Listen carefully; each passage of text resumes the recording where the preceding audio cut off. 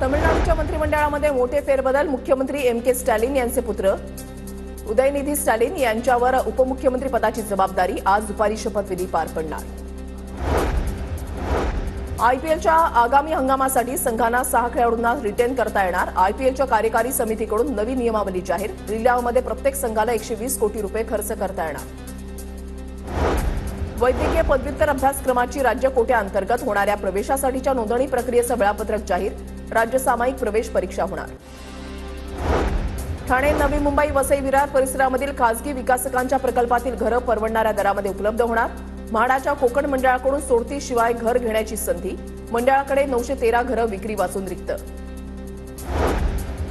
Bhiwandi metro 5 मार्गिकेवरील 57.50 आणि 46 metre लांबीच्या 2 विशेष स्पॅनची यशस्वीरित्या उभारणीसाठी 450 आणि 700 टन क्षमतेच्या क्रेनचा वापर.